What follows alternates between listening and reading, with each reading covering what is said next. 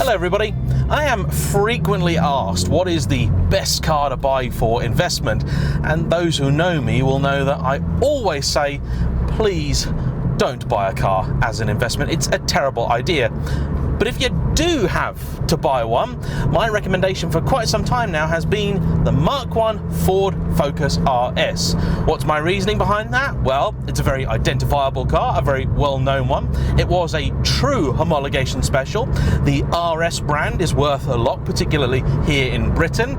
It's a car they didn't make in enormous numbers, 4,501 to be precise globally, and they aren't actually stupidly expensive, but over the last few years, prices have been creeping up quite a bit, and they've reached what I consider to be a very critical point, because now, if you wanted to clean one of these, you're going to be paying exactly the same as if you'd bought one when it was new. £20,000 to get yourself into a 20-year-old Mk1 Focus. Could it possibly be worth it? Well, today I'm going to find out whether I've been sending people wrong all these years.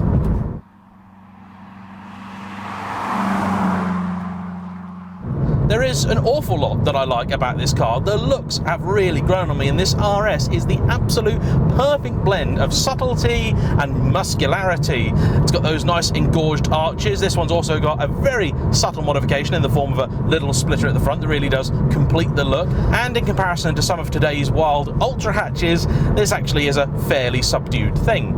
Power comes from a 2-litre turbocharged 4-cylinder from factory, providing about 215 horses. However, this one has got a full Miltech system, and I do mean a full system. That's from front to back. Apparently when Ford built these cars, they wanted to put a 4-branch manifold in, but they kept having trouble. It was melting stuff, or it just wound up being too expensive, so they put on a very basic cast item, and that cost the engine quite a bit of power. This has also then had a live road map. We don't know what the actual power is, but its owner guesses around about 270, 280 horses. That's quite healthy. Inside, there are actually quite a few touches to separate this from your common or garden variety Mk1 Focus. You have, of course, splotches of blue everywhere. You've got these Sparco seats, and that surprised me because Ford have long had a relationship with Recaro. But at the time, their rally car had Sparcos in, therefore so does this. It's even got little RS markings embossed everywhere, including on the back seats. But generally, it is pretty standard Focus in here. It rattles a little bit, all the plastic and vinyl stuff is a bit cheap and weird. Apparently Ford also decided to replace the temperature gauge, which is very useful, with a boost gauge, which is not. So there's also some aftermarket gauges up here where you used to once have a random little cubby hole. That I think is quite handy, especially as these cars do become real proper classics. You want to make sure that little engine does not boil over. In terms of running costs, when the car is working fine, they're not too bad. But if something breaks, parts availability apparently is mixed. A lot of items on the RS are bespoke to it, and when they only produced 4,500 of them in the first place, there aren't mountains of spares, especially as many of these led, and some continue to lead, hard lives.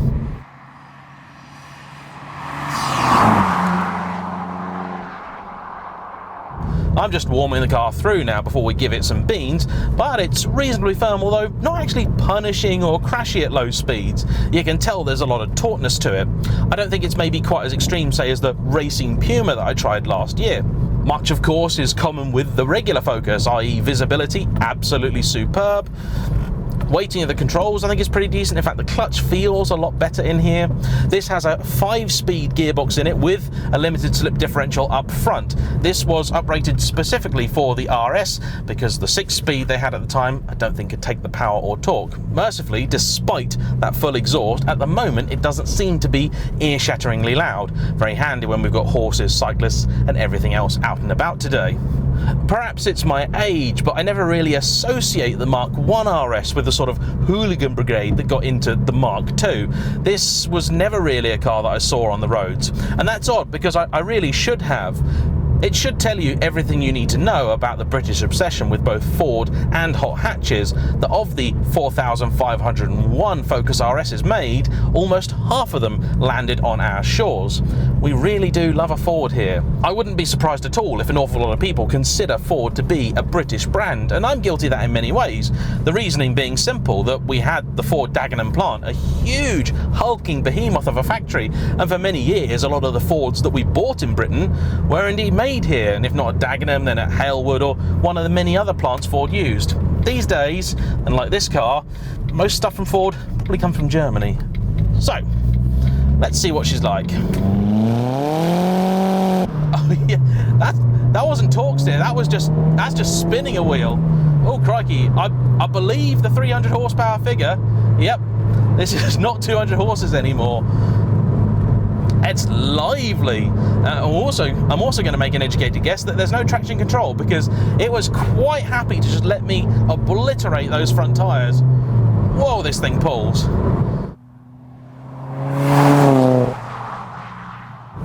Torquey from very low down as well. And heel and toe nicely. Oh, this really is a very fun car. Does remind me a bit of that Racing Puma, although much better damped, I would say. It is on standard shocks and springs, but the car's been polybushed, so probably riding maybe just a touch firmer than standard, but I'd say it suits it. Steering is actually pretty good, despite the fact it wants to wibble everywhere. Classic Ford that. They always seem to get steering pretty well judged. And because the steering is that good, I am a little bit more forgiving of its wayward front end, because I know what it's... Whoa! Okay. Let's start that again, shall we? I was going to say I'm reasonably confident of the car because I know exactly what it's going to do, but when Ben put me in his car, he said, if you put your foot down, keep both hands on the wheel. He was not joking. This thing's an animal.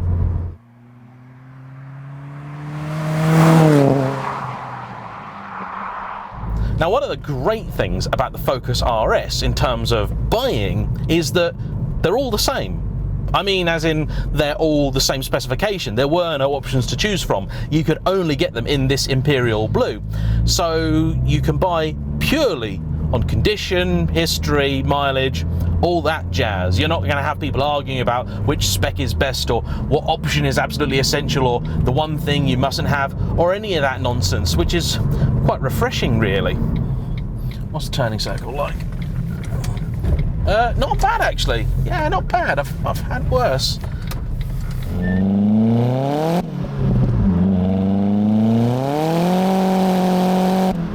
First and second, even in the dry, it just can't grip.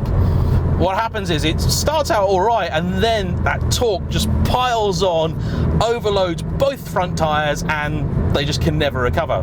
Now, this car's running on Yokohama Parada Spec 2s, which are not really my favourite tyre. I had those on the Celica when I first got it, and in the dry, they're actually pretty good. These ones are about 5 years old now, so I'd say they need replacing pretty soon. But in the wet, a Parada Spec 2 is lethal. There's very good reasons why Yokohama do not do these anymore. They're a bit sketchy, to say the least. What are the brakes like? Oh, nice and progressive. Yeah, decent. Heel and toe if you want. Oh, why did you go into second, James? You know you're going to regret it. Ah.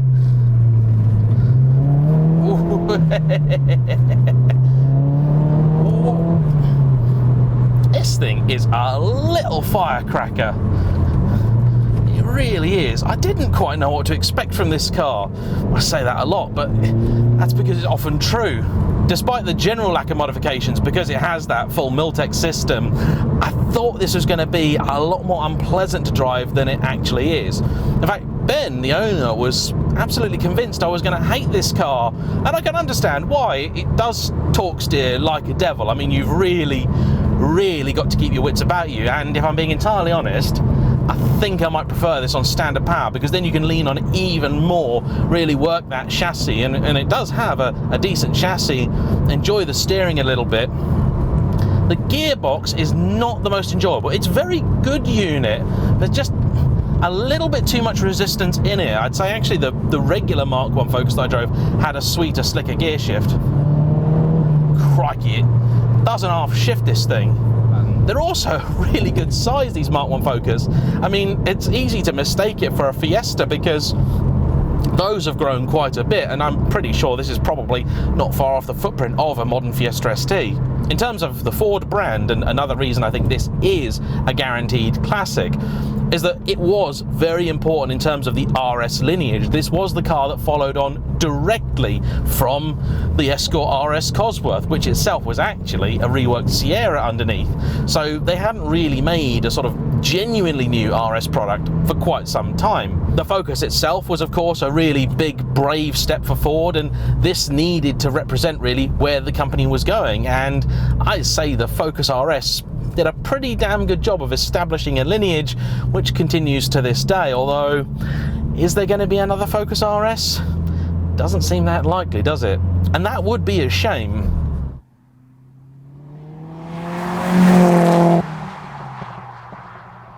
It was once pointed out to me that I start nearly every Ford video by saying I've never been much of a Ford man. And that's true, because I've never been much of a Ford man. I think the truth is that I really was never that into hatchbacks, and of course for young people the car you're probably going to buy will be a hatchback. A lot of people get their love of Fords from their family, and the Ford my dad was into was an old Mark 1 Capri, and when I was younger I didn't get it.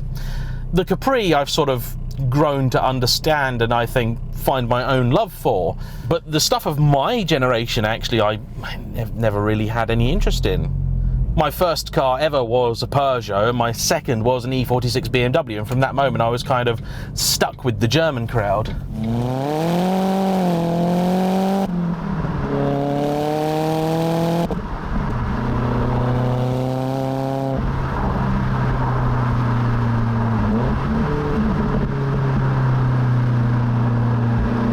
The turbo's light between about 2,000 and 3,000 RPM, then you simply hold on for dear life and it will drag you all the way to its 6,500 RPM red line. No trouble at all. This thing is potent. The problem with the torque steer is not just the ferocity of it, but the fact that there is absolutely no consistency in quite which hedge this car wants to insert you into. I don't think this is a car you'd really want to live with day to day, because the technology is now out of date enough that of course you'd have to replace all the head unit and everything to make it livable. It is a little harsh on the suspension front, but actually I think you probably could live with that. That's okay, and it's certainly practical enough, but I just feel like you might tire of its antics, and in the wet, no thank you. Absolutely not. Wouldn't want to go anywhere near this. Lethal. Absolutely lethal. I made an argument in my video about the Mark 1 Focus 1.6 that was a car which was about to become a classic. This is a point that was somewhat controversial with a few people. I will say for the Mark 1 Focus RS that I think it already is a classic. It's a genuine homologation rally special with a connection to one of our most loved motoring icons, Mr. McRae, who apparently did have a hand in its development. It's based on a legendary car which transformed the industry. It carries an iconic sub-brand in the form of that RS badging, and you can still pick one up for under 20,000 quid, which in classic car terms these days is very little outlay indeed. However, I am very shortly going to have to revoke the Mark 1 Focus RS's statement as the car to buy, because I can't see prices holding where they are for much longer. They're already creeping up, and these are approaching that sort of 25-year mark. And if the Americans have an interest in these, they will start escaping. I'm not convinced that they're going to. I don't think they're going to run over there in the quantities that, say, Skylines have. But this is certainly a cool car, worth preserving and making sure you enjoy every now and again, as this car's owner Ben does. So I want to say a big thank you to him for bringing it out. Thank you to you for watching. Please like, comment down below, subscribe if you haven't already, and I'll see you all for the next one. Bye bye.